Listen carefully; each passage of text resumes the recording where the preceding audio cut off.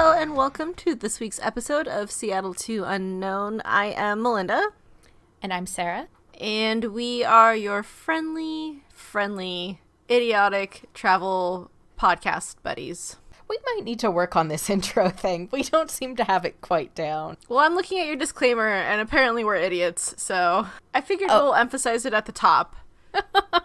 Just really make sure people know what they're getting into. Well, especially when it comes to today's topic, but that's for a bit later. So, do you have a cocktail of the week this week? I do, which potentially I'm behind on things. I'm not entirely sure. I don't know. We're all kind of behind. I don't even get like the cool Kit Kat flavors here in the States. But today I have Dr. Pepper and cream soda. When you held it up just slightly in frame, I kind of thought you were holding up a can of Campbell's soup. No, Sarah.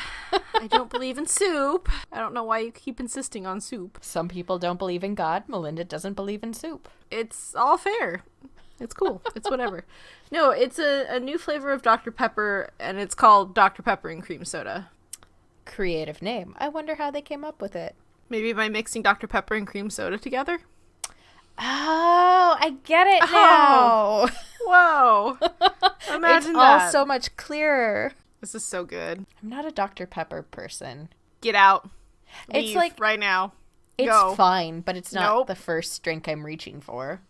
No. We can't be friends anymore. And this brings us to the end of our podcast. This is a strictly business relationship now. Oh, Lord. It's so good. I wish it had a little bit more Dr. Pepper flavor to it, but it's pretty damn tasty. Okay. What's your lame-o cocktail? I went back to the early days of the podcast, and I got an actual cocktail in a can. Ew. Yeah, I was in the drink aisle, and so we have two of the same grocery store within 2 blocks of each other, and they get different stuff. So the further away one gets more like weird Fanta flavors, and I was going to stop at that store, but I forgot, went one stop further and went to the newer store, and they do not have the fun Fanta flavors. And so I was just looking at the drink aisle. I was like, oh, what am I going to grab? I don't want another, I don't know, glass of water. So what I found, and I'll tell you why I picked this. I was looking, I was like, ooh, that can has a cute dog on it. Sabotage. You know it's crappy if the label's cute. It's got like a little greyhound type dog on it. It's called Goldberg & Son Vodka and Passion Fruit. Because, as we know, Germans love their passion fruit. And I thought, mixed drink in a can, that'll be fine-ish. And then I saw on the side, it's 10% alcohol by volume, which in the grand scheme of things, it's not that much, but it's slightly more than I would drink on a work night, typically. But it says maracuja with a dash of vodka. 10% is not a dash. That's a pretty good serving. It depends on what country you're from. Oh, that's good. That's really good. Crap, I don't want to like this. Yeah. Canned cocktails have not been a friend of mine. Yep, that's good. But I'm not going to finish that because, you know, work tomorrow and adulting. It's fine. You're fine. Just down it now. Down in one. Down in one. Or not. So, what's your update this week? I apparently successfully did not have to go in for jury duty because apparently February might be a boring month for court. I don't know. Sweet. They didn't have anything scheduled, so I didn't have to go, so it's been another good week of getting a lot of stuff done. Look at you. Adulting. Before this, I just renewed my car tabs, and I kind of want to cry on the price, because that sucks. But here we are. What's your update?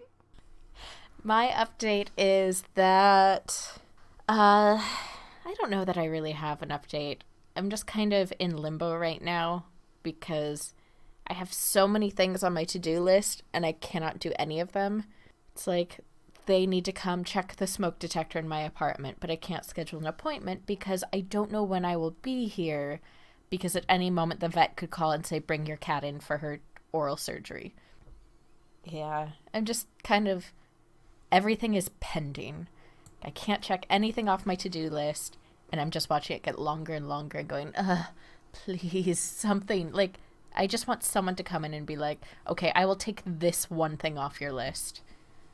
Just one thing. Ooh. Please. Someone. So about that. I'm still waiting for my birthday pony, and it's been a good while now. Well, since you didn't give me a pony for my birthday, I don't think so. You have Moose. You don't need a birthday pony. I need a much bigger dog if we're going to call the pony debt paid. Mini horse? He's a mini horse. Great Dane. I want a Great Dane. If you get me a Great Dane, your debt will be canceled. So about that? No. Just no.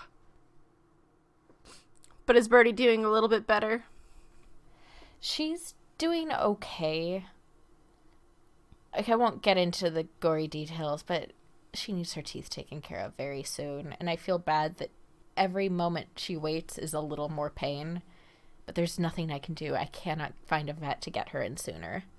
Well, at least you have things in motion to get her to where she needs to be, and you just have to have little pep talks to her. You're tough, Birdie. And on the other hand, though, you got this. When she's all medicated up, she's so cuddly. Like, she's not a cat who will sit on a lap. She does not like squishy surfaces. If it moves, she does not want to be on it. But every once in a while, I'll find myself in bed, and all of a sudden, plop, she's on, like, sitting on my chest or on my lap. I'm like, oh, remember when you did this when you were little? Some cats just don't dig it anymore after they grow up. She was never super into squishy things. Like, if you got her a cat bed, she'd stand on it once, then run away in terror because it moves. She doesn't want something that moves under her weight. You must be rock solid. Like, flat surfaces only. I'm just glad my cat's a cuddler. Aw, she's sad kitty. Poor girl. Soon, next week. At latest, next Friday. You can do it, Birdie. Yeah, but can I last that long? Because you know how many times she's nearly taken off one of my fingers when I'm trying to give her medication? I feel like that's justifiable on her side. Look, you're It popping a is. pill down her throat that she clearly doesn't understand why. So the sacrifice of your finger is, you know, her justification. Not even that. it. I have to, like, drip liquids into her mouth. Liquid medication for cats is very hard. Poor kitty. All right, and then moving on. Sarah, you have a news story for us this week. I do. So with the trend of airlines charging you for your seat not for your seat, that's just the price of the ticket, but for choosing your seat came a lot of very unhappy parents who now had to pay extra to assure that they would be sitting next to their children. And our story this week is from CNN Travel.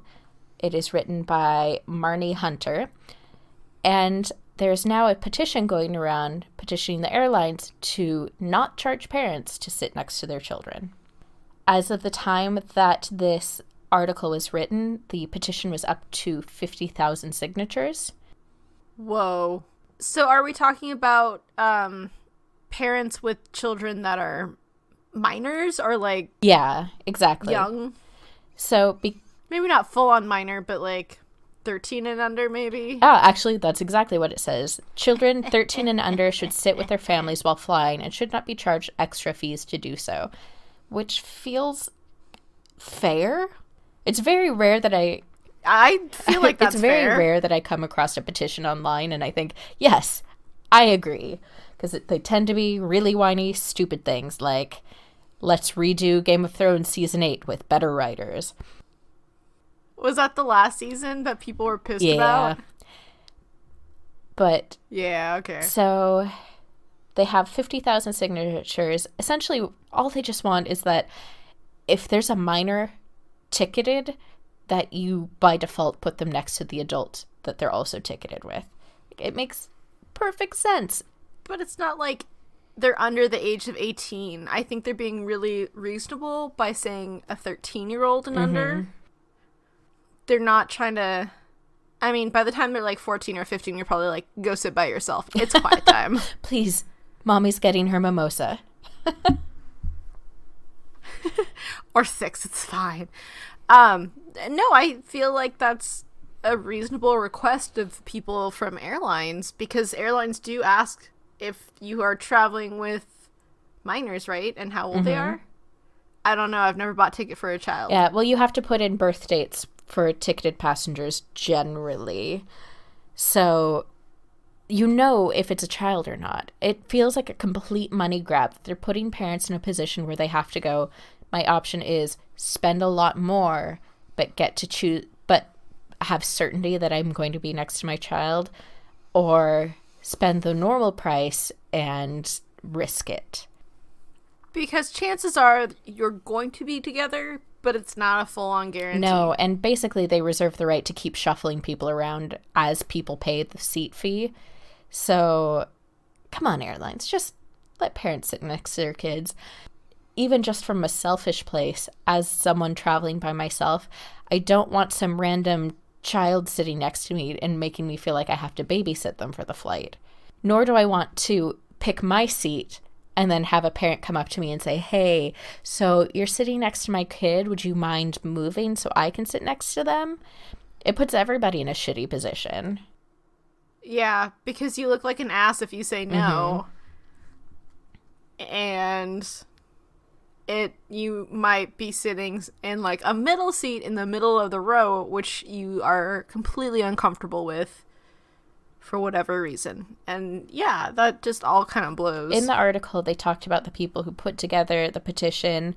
Technically, they are supposed to put minors next to their parents, but airlines aren't doing that at the moment because they know, I mean, they're going to fork over the money.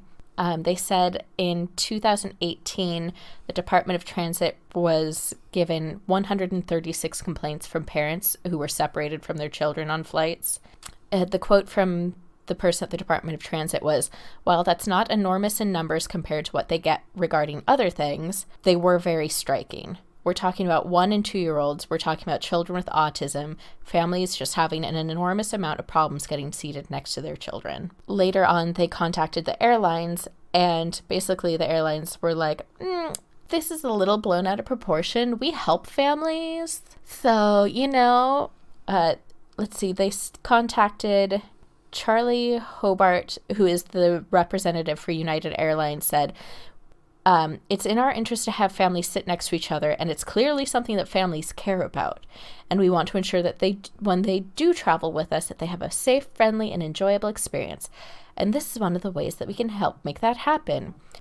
United just rolled out a policy that families will automatically be seated together. So he's kind of like, just the part where he says, clearly this is something that families care about.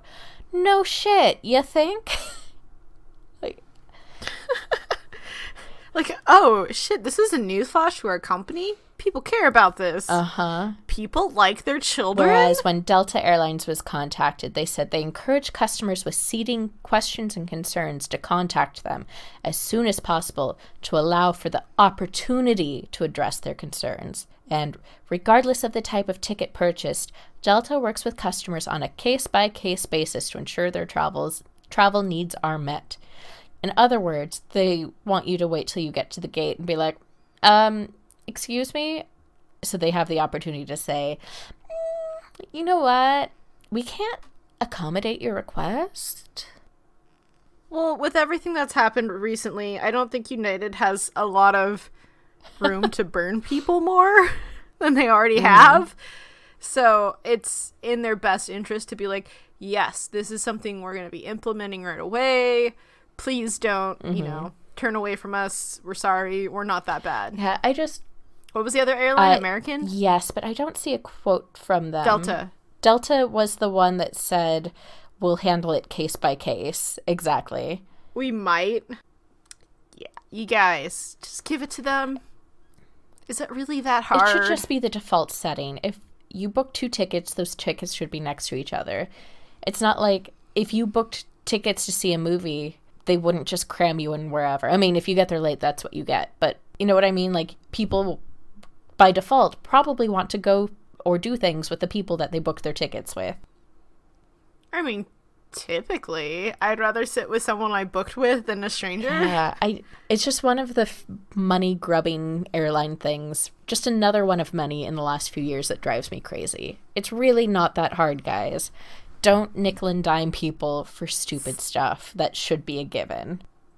Stop it, airlines. Just especially stop where it. Children are concerned. Because I don't want to babysit some random lady's kid. I just don't. Especially if it's like a toddler or something. I don't know what to do with them if they're screaming.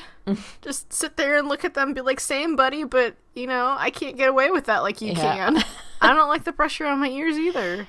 Yeah, and on the one hand, it's really not fair. Because essentially this comes down to being a parent tax. Like, if you have kids, you're going to have to pay so you can sit together. But on the other hand, I don't like the parents who risk it. They're like, meh, we'll just see if we can make it work when we get there. Because when you risk it, somebody's going to get stuck babysitting your kid. Maybe midway into the flight, you'll agree to change seats. Yeah, well, if you're asleep, that's not happening. Maybe that's what they're banking on. Yeah, the whole system sucks. Yikes. But I am fully on the side of the parents who are like, screw you guys, fix this. Yeah, for sure. I'm with you, parents. So yeah, that's our new story. If you agree and think that parents shouldn't have to pay more to sit next to their children, go sign the petition, and maybe American Airlines will do something, because they're the only ones on the list who seems to not be doing. And no wait, I found it. American Airlines has been developing a process to ensure children younger than 15 are seated with an adult family member, the airline said. Doesn't mean they're together as a group, just means that the child will sit next to one of their parents. Which, it's something, which is better than good luck, everybody. But just because they're developing it doesn't mean they're implementing People it. oftentimes will say, we're developing something. A new process will come soon, and then it never happens. Which, all of this child talk kind of leads us into today's topic of traveling with kids. Yay! Hopefully you know the kids you're traveling with. Otherwise, it's kind of a weird raising Arizona situation. Yeah, please know the children. Don't just be like, you know what, I've never tried traveling with kids. Hey kid, come here. That is called trafficking, and it is frowned upon. Or just straight up kidnapping. That too. So, our disclaimer on this episode is, as you may be aware, we don't have children. We're familiar with the concept of children. We just don't have any. Yeah, just bear that in mind. These are all things that we gathered from various sources. I talked to my sister about it and got some ideas because she is a child haver, unlike me. In fact, she has... I traveled as a child before on a plane. I have also traveled as a child. And I have traveled some with my sister and her kids, which is not the same. When you are not the responsible adult, it is not the same. So... we know. You don't need to tell us. You're only the somewhat responsible adult in that situation. Bear that in mind. I still think this is still pretty solid advice. So if you've never traveled with children and you're facing that prospect, we've got some information that might help. Again, with any topic, your mile may vary. Your mileage. Look, what? I had vodka, okay? Like 2 sips and she's 3 sheets to Your the wind. mileage may vary. Take the advice that seems useful to you. Ignore the rest. And good luck. Traveling with children is not always an easy prospect. Unless it was me as a child. I was very well behaved. It's an incredibly difficult process if you're traveling with me as a child. Yeah, child Sarah would just barf all over the place. Child Sarah took off her shoes and threw them at people when she was upset. It's because they're on backwards anyways. This is uncomfortable. Whack. I put these on wrong Why again. didn't anybody tell me? Oh wait, adult Sarah does but that I too throw still. them less.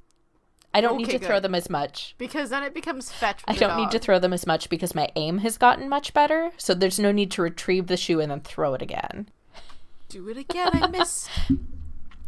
So we're not going to turn this into a debate over whether or not it's good to travel with kids or when is a good age to travel with kids. So I know the whole, oh no, whining kids on the plane, that's all overdone. That can all go die in a fire. You know your kids best, so you know whether or not you would be comfortable taking them out into public or crowded places or through airports. If you... Sometimes this travel does not come up Yeah. by choice. So you just have to pack everybody up and just grin and bear it, I guess. If you're in a position where it is optional, maybe you're planning a vacation and you're debating, ooh, is my kid ready? Will this go okay? Ask yourself a couple questions like, can they handle crowds? Can they handle a lot of walking? If they're walking, if they're in a stroller, whether or not they can walk is irrelevant. Damn it, they're still stroller age. What do I do with them now? Oh, we're And good. another thing to consider is because bringing a kid along on a trip means your trip is instantly more expensive for various reasons. Consider, will they remember it? I mean, that's not a deal breaker, but if it could be a financial burden, you can ask yourselves, you know what, they're not going to remember this trip. Maybe we just take them to grandma and grandpa's and then we promise at a later date we will take them on an adventure that they'll remember. That's fair. Like, that's a cost analysis you have to do. Well, it's kind of like the friends that tell you, oh yeah, we went to Disneyland when I was like 3. And it's like, was that trip for you or your parents? Because clearly you don't remember being there at that point in your time. Yeah.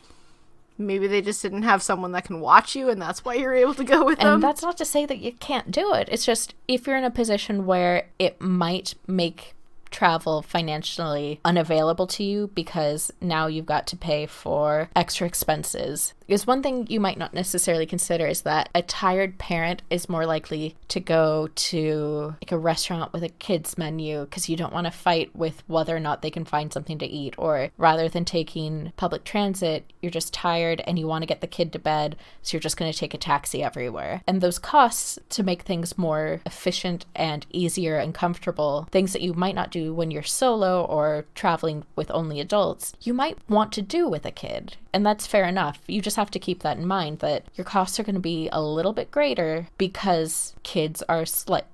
A whole nother person. And it doesn't matter the size or the age. It's a whole nother person that you have to consider needs whether and or wants. not they will remember it isn't a deal breaker. It's just something to keep in mind and may make your decision a little bit easier. And if you're still super undecided, don't forget about our good buddy, Rick Steves. We don't know him. He's not affiliated He's just a with friend us. in our own minds. He is. I mean, growing up watching Rick Steves Europe, he has a great article about whether or not you should travel with kids. And he's an expert about travel to Europe specifically. So maybe give that a look over too if you're still not sure, if you have that option, that is.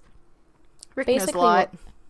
He's a good resource. Basically what he said is that traveling with kids means you're going to see a whole different side of the place you're going to than you would just traveling with adults. Because when you're traveling with kids, you're going to maybe stop at more parks versus going to museums, going to more kid-friendly restaurants than you would fancy restaurants. And that's not always true. That's not universally true, but it just could impact what it is you're going to experience in a way that you might not necessarily predict. That's really good points, actually. See? Don't have kids. Didn't think about that. Yeah, there's a whole lot of things that you don't think about until you have kids. Many of which I could not possibly predict because, no kids. We're going to have to start traveling with our cats so we can get a good feel for this perspective. I've traveled with my cat and I would not recommend it. If traveling with kids is anything like traveling with a cat, I don't want to do it. But you long haul moved with a cat. You have not gone on vacation with a cat.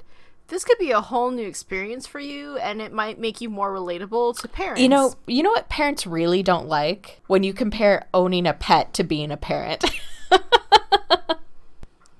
Hey, they're little dependents. They're just not obligated to go to school. Yeah, but you leave your cat at home during the day by himself. You can't do that with a kid. Yeah, but they get so sad.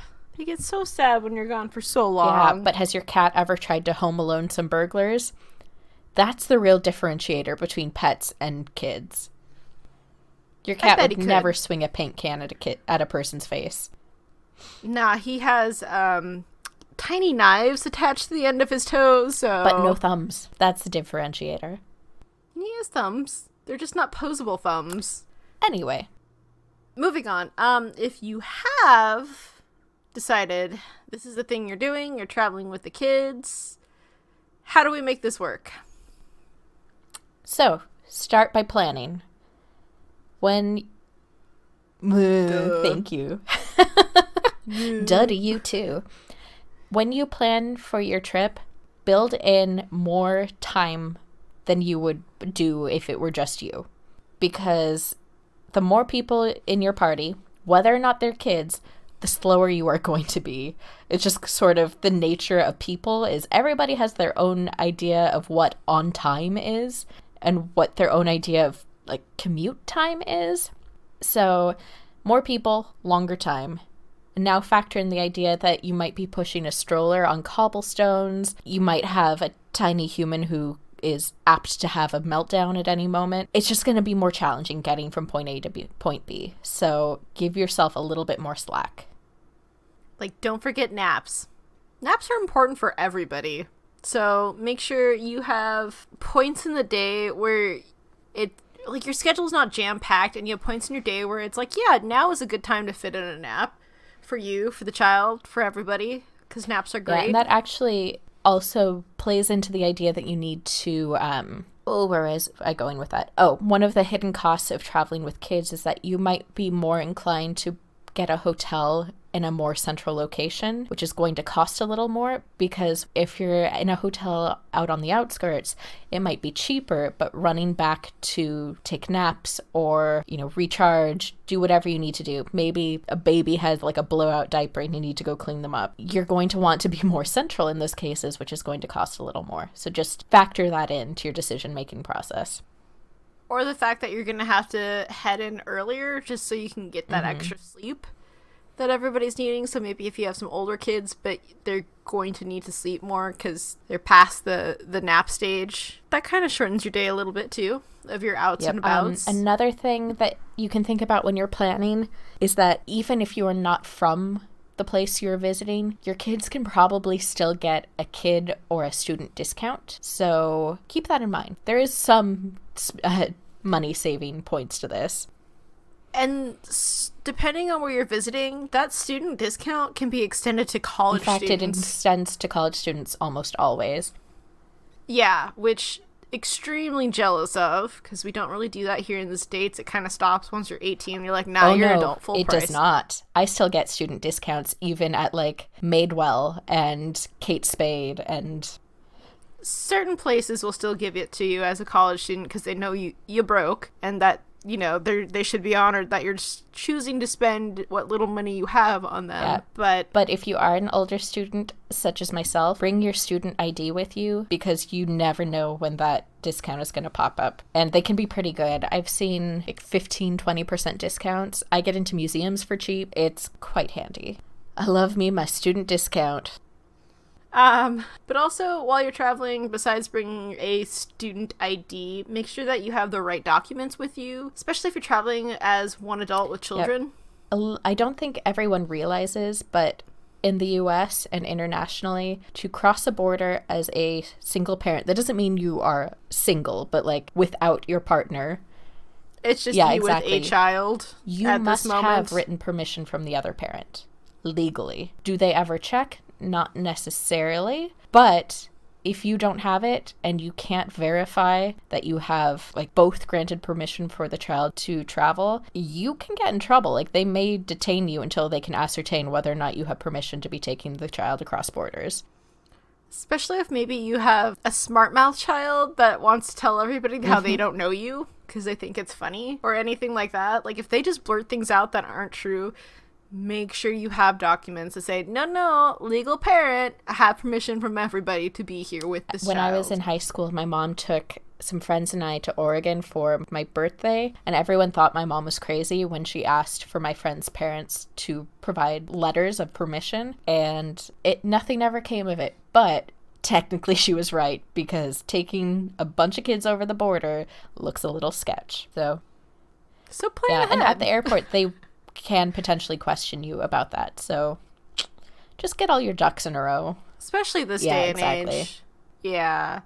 Another good thing is to actually ask, the children what they want to do on this trip, because it's their trip too, and they're going to have ideas of what they think will be fun versus what you might think is fun. So make sure you ask them and talk about that. Same with if you're planning a trip with a whole bunch of other adults. Everybody has the right to say what they want to do. Just because they're tiny humans doesn't mean they don't have opinions about things, which I'm sure if you're a parent, you know this. But the more they buy into it, the more it becomes their adventure. I think the less meltdowny it might be, depending on the age. I mean, maybe, yeah. Well, if they're old enough and they're like, hey, I want to do this, and you're like, okay, well, we're here, let's talk about how we're gonna get there, because it's gonna be like an hour-long train ride. You can build them up for the anticipation of like, hey, this is going to be a journey to get to where we want to go, but it'll be worth it in the end. With that in mind, make sure that the thing they want to do is open at the time that you'll be there, because when my sister and her family were coming to visit, literally there was one thing my nephew wanted to see. Just one thing. The trip was from Seattle to London to Paris to Germany and then home. All he wanted to see was Big Ben. And if you don't know, Big Ben is currently under construction for like the next 5 years. So when we got there, as most things tend to be, except not only was it under construction, but it was scaffolded up, so not an inch of it was visible.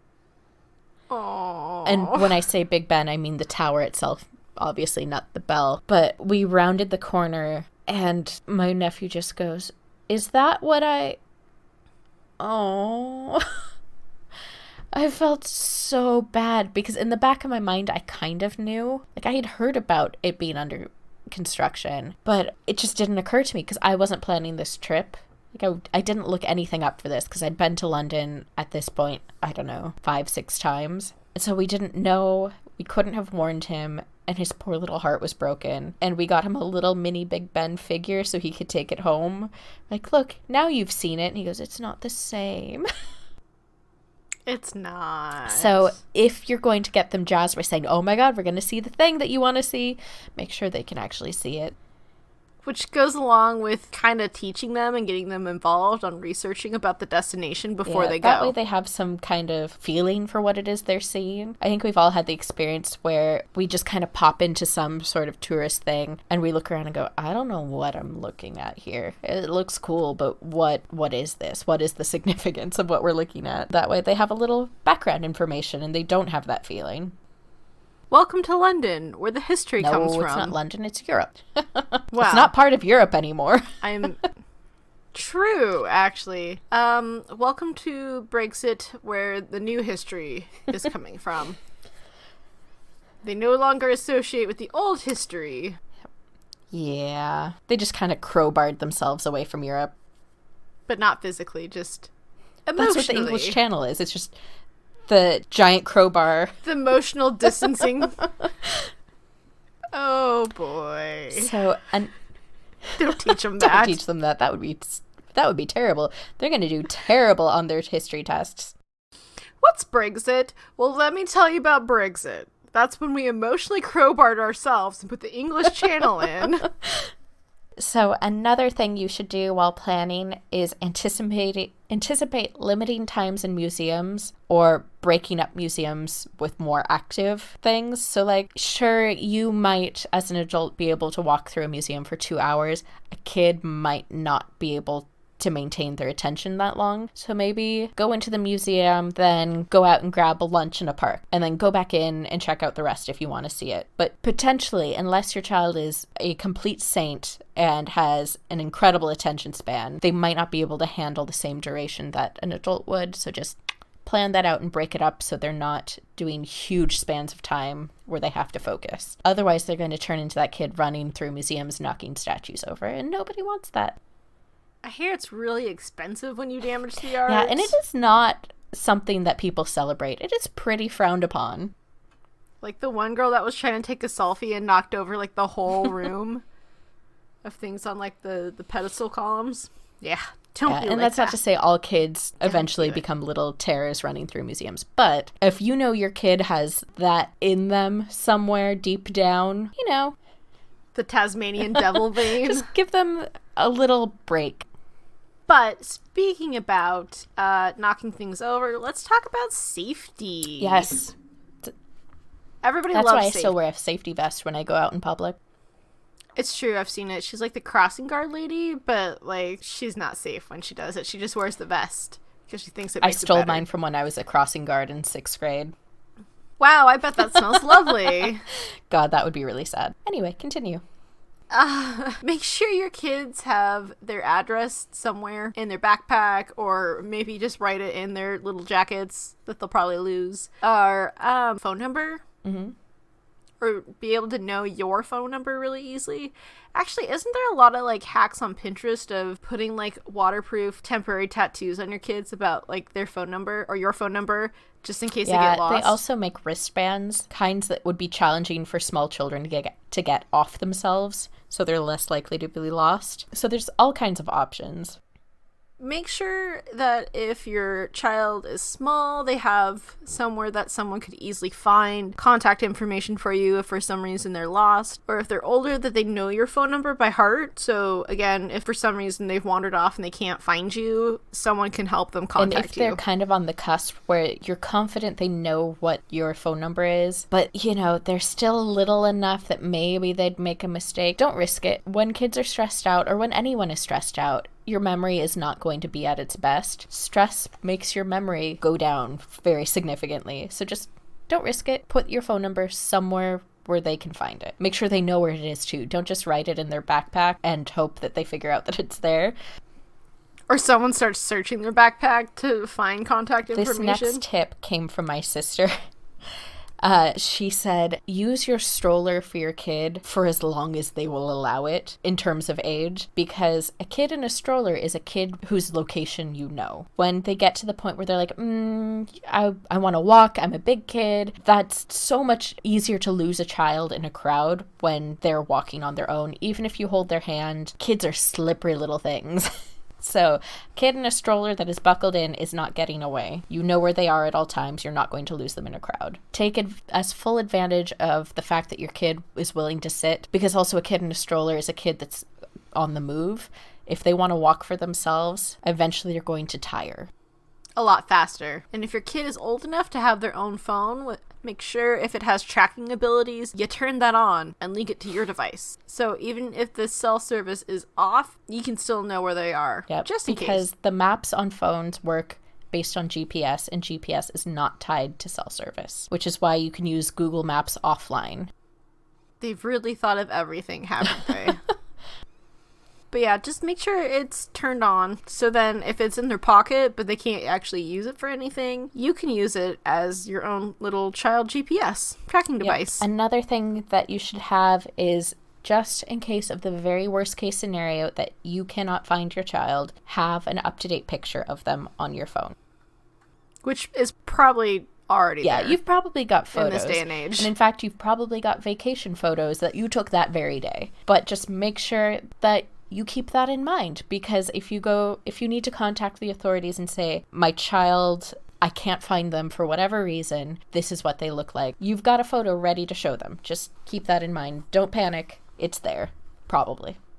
And the more recent the picture, the easier it might be. Like, hey, this is literally what they started wearing this morning. Exactly. This god-awful Hawaiian shirt. It should be easier. I don't know why he's got a Hawaiian shirt, khaki shorts, and a fanny pack, and a bucket hat, but my child on vacation has turned into an old man. Oh, with them New Balance, those white New Balance shoes. And the socks halfway up your calves. Vacation goals. The next tip is get travel insurance. I know, we say this literally every other episode. Get travel insurance. It is extra important with kids because kids are slippery. Next thing you know, they have fallen down and broken something and you don't know how it happened. Especially if you know your child is prone to falling down. If your child is nothing. me. Or my sister that has tripped in a puddle and hurt herself, get travel insurance. I mean, not to brag or anything, but I broke my leg while jumping rope. So, yeah, get travel insurance if your child is like me. If your child exists, get travel insurance. But, especially if they're like me. I definitely feel like that is a non-negotiable point. Get travel insurance. And lastly, have a plan. for if you get separated. With little itty-bitty kids, I mean, telling them a plan might not be super useful. But if your kid can follow instructions, they're old enough to logically follow steps, tell them a plan. If we get separated, we will meet here. This is what local police officers look like. If you see someone who's wearing this uniform, you can approach them for help. That kind of thing. So that way there's a system in place that will help reunite you. I'm surprised you didn't start singing with this one. Oh, now I want to sing. Damn you. So disappointed. Like, for instance, Melinda and I have a plan that if we get separated, we find a Starbucks. Do you want to go to Starbucks? I always want to go to Starbucks. Okay, bye. That's what she says as we get separated. As I walk away towards the Starbucks. And actually, I heard another tip recently that I thought was really good. It won't work everywhere, but if you are in a city with an Apple store, go to the Apple store. Because you know what you can do at the Apple store? Use the computers and charge your phone. Find your friend. I mean, anything you log into at the Apple store, you got to be careful that you log back out of it. But it's actually kind of... Don't have it save your password. Yes, please don't do that. It's actually kind of brilliant, though, because the Apple Store has everything you need. You could look at maps, you could email, you can do whatever, Facebook Messenger, and they're usually big enough that they're easy to spot from far away. And I bet if you ask anybody on the street, Apple Store, they'd point you in the right direction. You know what's hard to find, though, some places? The goddamn library. Yes, it is. And then people ask strangers where the library is, and we go, I think we passed it over there. I don't know. And we hadn't. And we had not. We were so wrong. We found it later, though, just out of wandering. Yeah. But, yeah. We were in Helsinki, and 2 Spanish-speaking people came up to us, and were like, Biblioteca? I'm like, ugh. I know that word, but I don't know where it's Donde located. está la biblioteca? I love that biblioteca is, like, Except everybody. for ours. We need to change that. Dear America, get on board. Fancy Kit Kats, biblioteca. If your meetup place is your hotel, make sure they know what the hotel address is. If your meetup place is a Starbucks, well, you might have to hit up a lot of Starbucks depending on the city. But essentially, go someplace that you've agreed upon. Sesame Street. Can you tell me how to get to See, that's a challenging one, because nobody knows how to get to Sesame Street. They never finish it in the song. It's one of life's greatest mysteries. How do you get to Sesame Street? It's a secret. Not for you. Follow the 7-foot-tall bird. I hear it helps. Next, you've booked your trip. You've done your planning. You've hashed out your security contingencies. What do you do at the airplane, or at the airport, on the plane, or in a car, depending on where you're going? Cry. I hear crying does not get you through security faster. Well, if you want to cry, then take a red-eye flight. But by all means, try and avoid those. No one's going to be happy. You're not going to be happy. They're not going to be happy. I'm not even happy to take a red-eye flight, and I'm a grown-ass adult. Are you? I mean, I did just have a birthday. I think 32 is when you become grown-ass. No, it's not. It passed. Nobody really wants to take a red-eye flight. Sometimes you do it because it's just you and it's saving you money. But when it comes with traveling with anybody else, or especially kids, nobody's going to want that. They don't care how cheap it was. They don't want to be there that early. Yeah, nope, nobody wants that. The next thing you should do is prep the kids. Explain to them what will happen before it happens, so that they don't feel overwhelmed. Especially with planes, takeoff, mid-flight, and landing.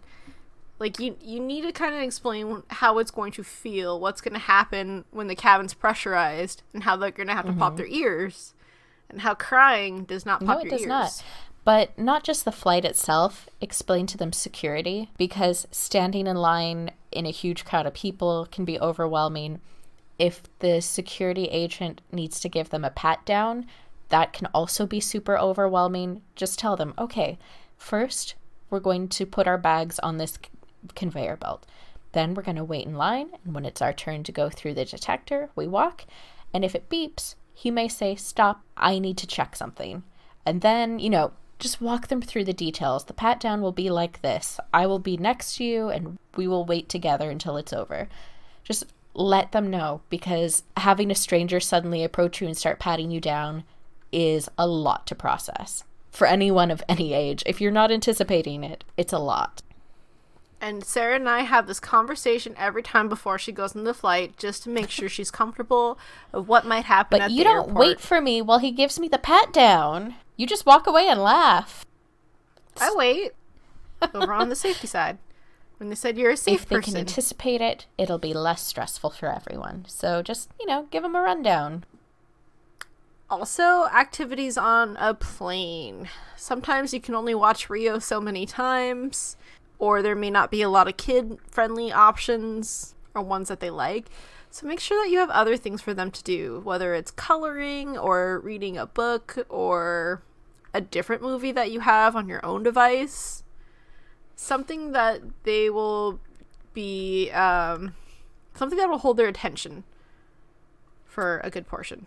Not everybody can sleep on a plane, so anticipate them potentially not sleeping and needing entertainment of some sort for however long your flight is. And anticipate your child's attention span.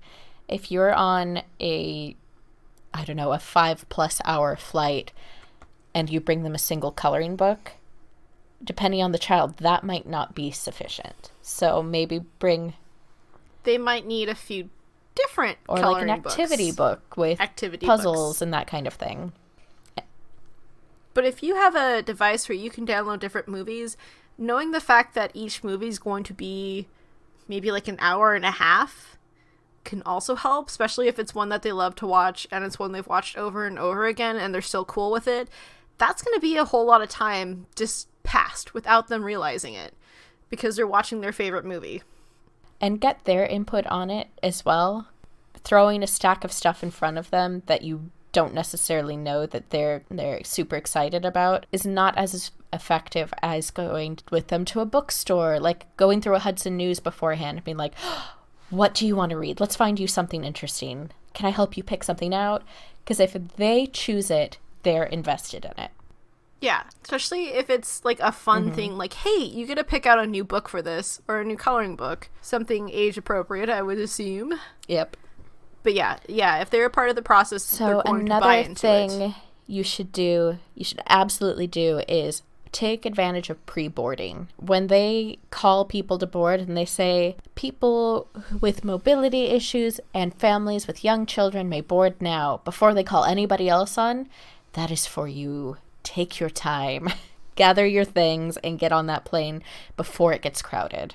Because getting kids settled in is very different than getting yourself settled in. Yes. Especially when you've got like a stroller that you need to gate check and a booster seat that you need to set up and all of that. Whatever the case may be, even if you don't have any of that, still take advantage of pre-boarding while we all stare at you in jealousy. They're not, exactly. They're not mad at you. They're jealous of you.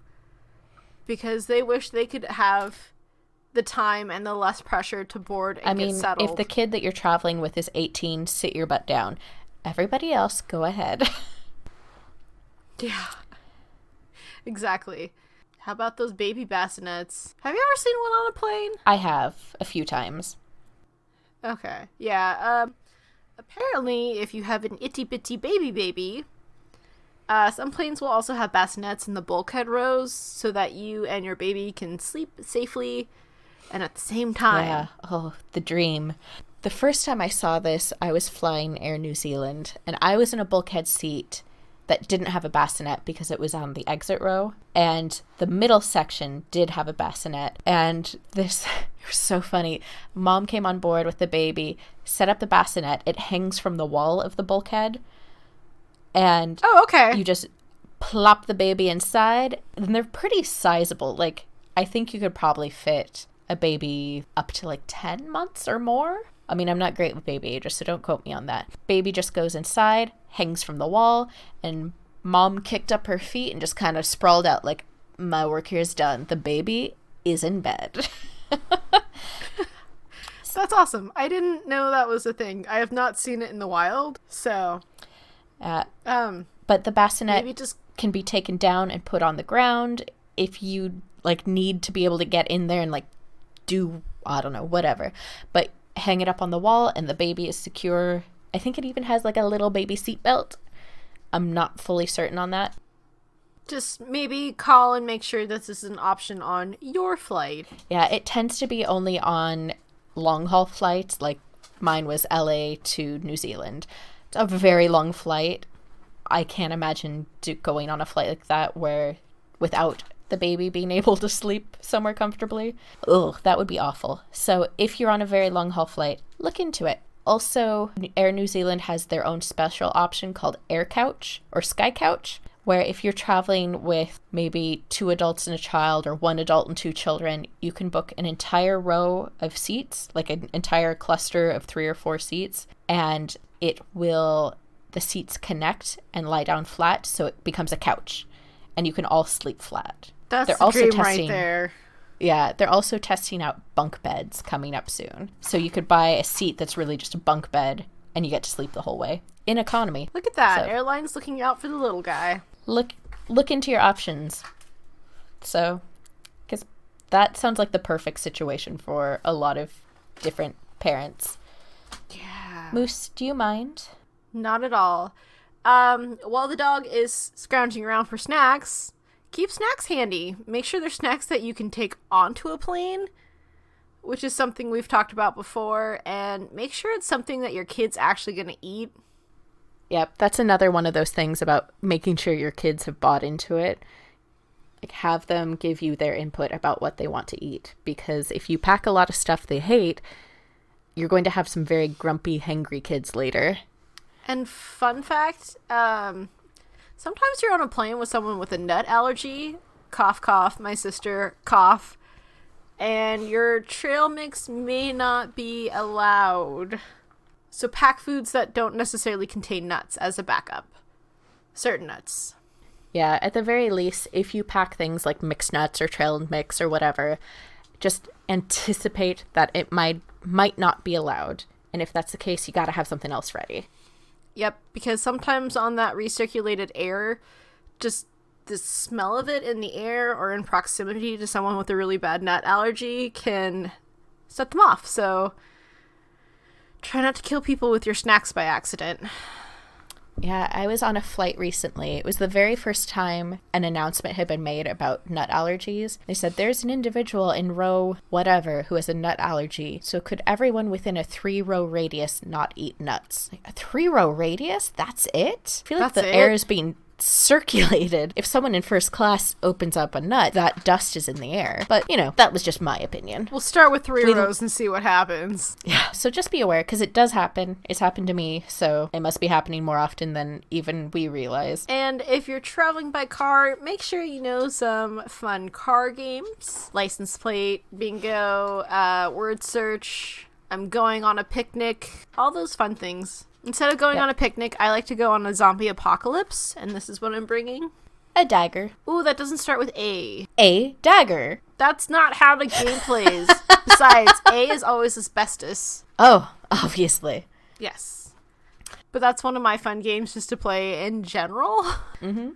If you are going somewhere and you are renting a car, you don't necessarily need to bring a car seat with you. Look into what the car rental place offers, because they may very well have a car seat waiting for you. So that's one less thing you have to carry. Just look into it and see if that's an option they have, because nobody wants to carry a car seat through the airport. Not if you don't have to. So I have one more thing to do on the plane to recommend to you, and it's something that my sister did for me when I was little. Worked like a charm. Did you play the silent game? So when I was 2 or 3, my family went to Disney World, because while I was never going to remember it, my sister at the time was 13, and she was going to remember it. So that's the hazard of having children 10 years apart. You always have one who's old enough to do things and one who's too young to do things. But in this pre-9/11 world, my parents had my sister and I fly out alone. My parents flew out together. My sister and I, 13 and 3 years old, flew out together. Ooh, I feel bad for her. Your sister. Because I, as we've mentioned before, was a nightmare. And so what my sister did on the flight to keep me entertained was tell me that if you look really carefully out at the clouds, you might see Care Bears. Ooh, good 90s reference.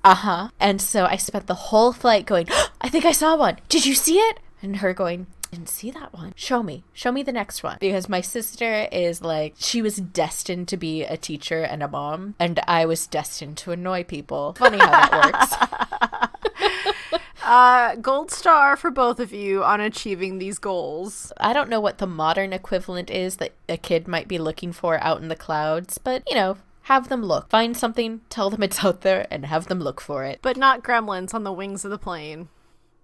Don't go Twilight Zone. Also, not a super current reference. Everybody knows the Twilight Zone. Or an old pioneer woman churning butter. Oh yeah, obviously. Yeah, is that better? More recent? So those are our tips for traveling with kids. I think the main thing is you know your kid better than anybody else, and you know what they can handle. Travel is sort of a unique, overstimulating experience, so their reactions might be more heightened to things than they would be at home. And just, bear that in mind, because travel is hard, and it's hard on a small body to process. But at least if you're starting them young, they're going to get better at it as they get older. And even if it's challenging, they're going to get a lot out of it, whether they remember it or not. Because travel expands people and kids' horizons more than can be measured. Aw, such a touching message. Aww. Tip of the week kind of goes along with all of this child travel goodness to kind of help them understand maybe the budget that went into making this trip happen. Give them a small amount of money so then they can figure out what they want to spend it on for a souvenir, and it's going to mean more to them than if you just bought them random things. Like, they picked it out, they used their money for it, and it's going to help them understand, well, you have $20 and you can't get this thing because it's too much, but you could get this and this, which is pretty darn cool too. It teaches them budgeting. It also teaches them a little bit about currency exchange. That's a nice teachable moment. Like, you have $20. That means you have, 16 British pounds. That kind of thing. Yes. And be like, money's not quite the same around the world. And it would also be interesting to go into like a grocery store and be like, did you know at home we spend X amount on milk? And look, here they spend this amount. Just little things that aren't necessarily historical. There's economic things that they can learn while traveling. Or candy-nomic things they can learn about traveling, where they find the different candies that you don't have at home. Let them pick out some for everybody to try together, because that's a fun game no matter how old you are. Plus, if you find something that they really like, you've got bribery material there for the rest of your trip. Candy-nomics. Get into it. If you sit patiently while your brother runs into the bathroom, I'll give you a purple starburst. I want a purple starburst. I mean, I don't think treating children like you would a dog that you're training is probably the right way to handle things, but in a pinch it'll do. I mean, if you're like trying to solve a meltdown potential crisis, then do what you gotta do. So hopefully that gets you going, gets you thinking, gives you some options. I learned stuff today. Did you? Well, I mean, I wrote the agenda, so I knew all of this stuff. But if I hadn't, maybe. Stuff when you're doing your research. This is true. And plus, I got to talk with my sister. I feel bad. She probably had a whole lot of flashbacks of traveling with you as a child. So many shoes thrown at people's heads. And she's like, thank God my kids are well behaved compared to her. Honestly, yeah. Her kids, compared to me, are perfect little saints. They're good kids. I like them. I'd travel with them again. They are good kids. I haven't really traveled with them, but they're good kids. Maybe not when they're hungry, but otherwise. See, that's why we bring snacks. Introduce them to road trip sushi. Snacks, man. Snacks are the key to what makes the world turn, honestly. If we didn't have snacks, do you know how many more wars we would have? I make sure I always have a snack stash. And it's important. And you've never once gone to war, so there might be something to this theory. Exactly. See, snacks, they're like the peacekeepers of the world. See, the unsung heroes. I did learn something. I learned that snacks prevent war. Ba-doop boop. Is that Reading Rainbow or The More You Know one? I think The More You Know Same is difference. Do. I think I'm thinking of Reading Rainbow, but take a look. It's in a book, a reading rainbow. Wait. Butterfly in the sky.